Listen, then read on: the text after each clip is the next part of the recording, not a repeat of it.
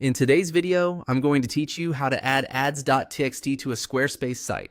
If you need to make your ads.txt file accessible through Squarespace, this process is fairly simple once you know where to look.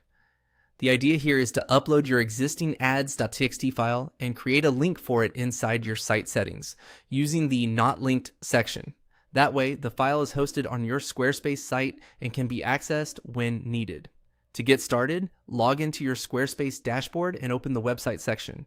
This is where you'll manage your site structure and page settings. Once you're there, click on Pages to open the full page panel. Inside Pages, look for the Not Linked area. This section is useful for content or links you don't want displayed in your main site navigation. In the Not Linked section, click the plus icon to add a new item.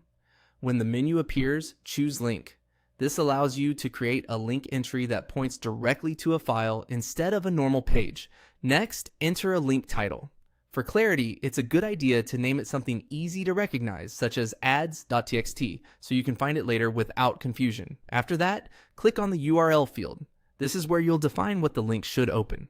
From the available options, choose File.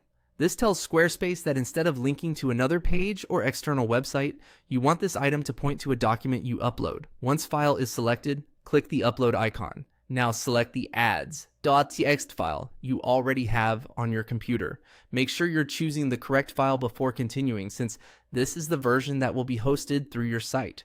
After selecting the file, click Save to finish. Once it's saved, Squarespace will attach that uploaded file to the link you created.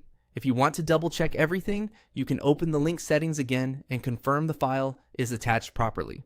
It's also helpful to test the link afterward to make sure it opens the correct file without any issues. That's all it takes to add ads.txt to your Squarespace site using a file link in the Not Linked section.